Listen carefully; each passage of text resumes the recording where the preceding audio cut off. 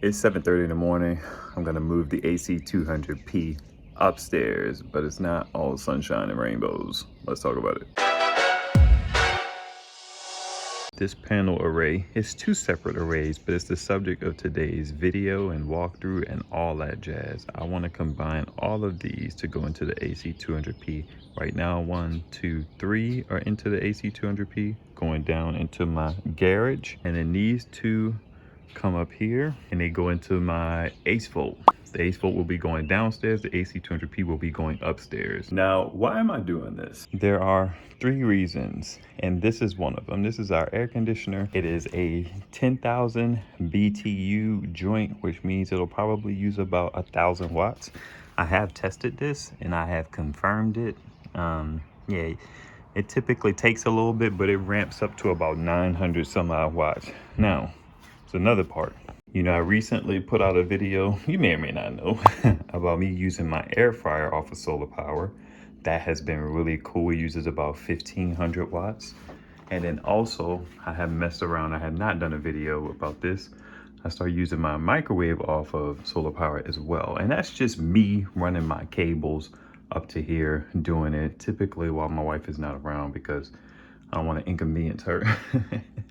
But all of these things use a good bit of power and they work fine. But the air conditioner will use a lot of power, which means I need a good bit of solar coming in now. So our air conditioner situation is not typical. We don't run our AC all day. So I'm kind of doing okay in that regard, that I'm not like most people who need to run it all day. So it's going to use about 1,000 watts. This is about 1,000 watts of solar. The AC200P maxes out at 700. That's a whole nother thing we'll talk about in a second. But I usually run it for about an hour or so, maybe 2. And I try to use the timer so I don't forget about that. But last summer it was running mainly off of just normal AC. This summer I want to change that. Now this change is not without some complications because this one only has a 60 watt PD port. It has 5521, but it's rated at 3 amps instead of 10 amps.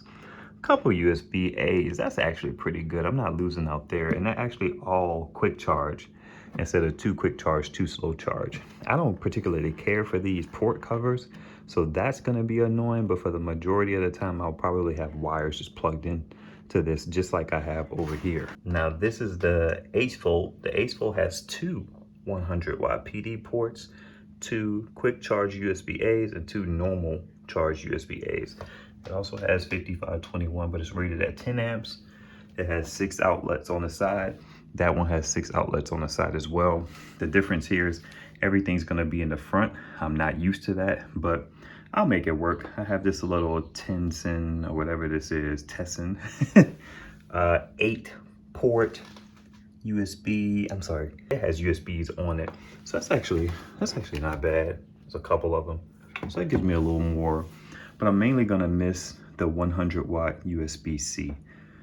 That's gonna suck. This joint also has wireless charging on the top, which I'm not used to. I'm used to a flat surface that I can actually stack things on. For example, a lot of this stuff right here was sitting on the top of the device.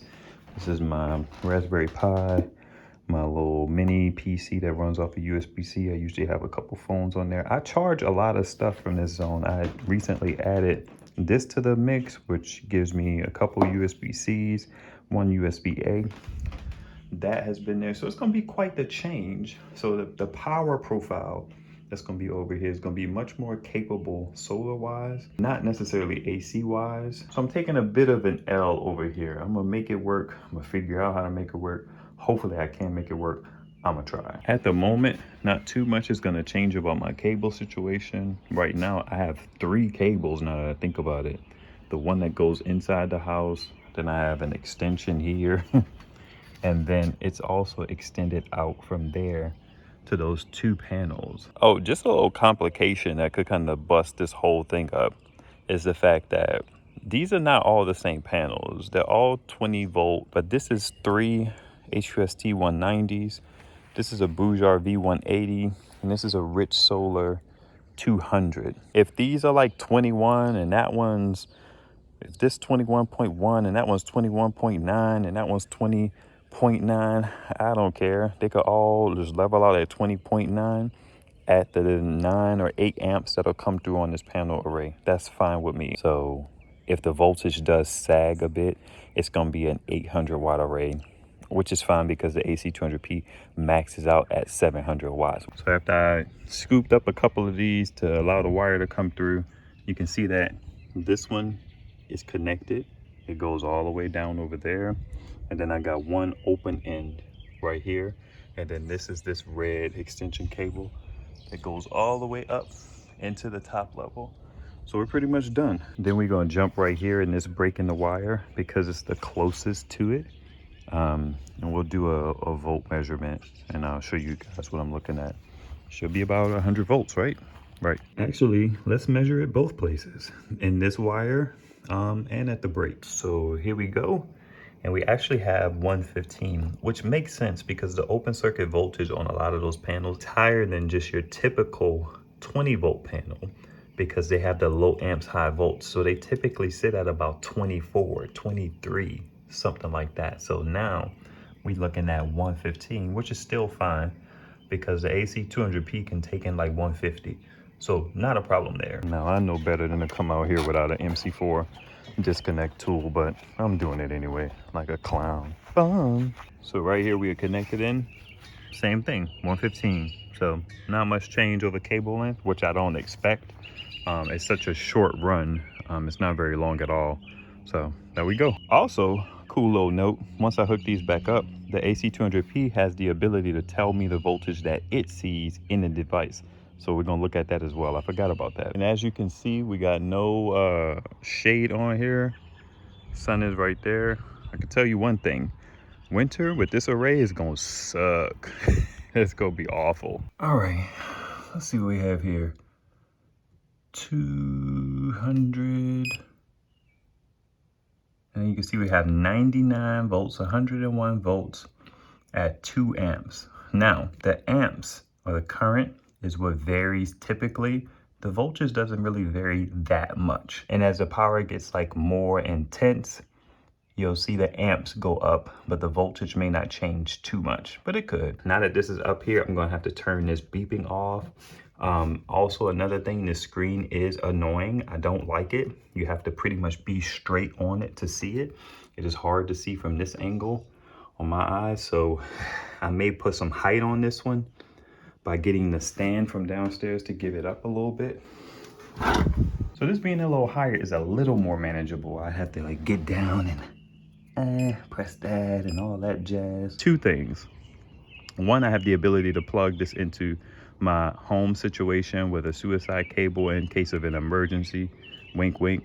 And then the second thing is that AC200P, because it doesn't fast charge, it's a beneficial situation because I have these other panel arrays. I could charge that up off of really most of my power stations to power dump power into it. The reason why I say that is because when the sun goes down, and if I'm running something that is using a lot of power, I have the opportunity, the capacity to put power into it, both via AC and DC. That just occurred to me. I can charge it up via 12 volt and via AC to get dual power into it, which could extend that runtime into my evening as I have multiple power stations that have power in them that I could power dump power back into the AC200P. And what I was really trying to contrast that to is the fact that my Ace Volt, which is a fast charge joint, it would have to pull 1100 watts. I don't have a whole lot of power stations that could do that. So the versatility of slow charging, which is actually a benefit in this situation because I have multiple power stations, multiple low watt inverter power stations, that's beneficial to me because my other devices, you can't change the speed by which they charge. Some of the newer Alcatel Ace Volt style ones you can, but these ones that I have 3 power stations that take 1100, 1200 watts, so I can't power dump into them easily. That's the point. So the real question here, and I'm gonna put some footage after this, is how much power am I gonna get out of this? I'm hoping that I get up to about 3 plus 2, about 550. And I know that sounds ridiculous for a 1000 watt array, but I don't get great sun power here. I should have good sun today, to test this. There's a little haze right now, but the clouds are not gonna roll in until much later. So the next footage you shall see is how much power we're getting when the sun is popping. Now look at that. I started recording at about 7:30 or so. It's about 8:40. There's more shade on the panels. Now somebody has talked about bypass diodes and that being able to work. So I don't know how much power this would be getting this time of morning, but let's go see what amount of power it's getting now. Right now we're getting 171. So that's interesting. Let's see what the voltage is. The voltage is cut. So it's interesting. You see the voltage now is 57 instead of 100. That kind of speaks to me in such a way that two of those panels are not producing power. So maybe the logic that Will Prowse shared with me many years ago and that Subject to Change shared with me recently on a short is that the diodes in here are allowing the shade not to impact the full string. All right, I don't know what time it is. Let's check because I didn't look at this. It is 10:21. That's the sun. Let's go see what I have done. That is the power I am getting. 493, 486 from my 1,000-watt array. It's like struggle hard, right? 91 volts, 5.2 amps. And at 11:45, that's what we're seeing. 650 watts. That's what the action is like. And the sun does have a little haze of a cloud over it. So I get it. One more update. Look at that. 700 and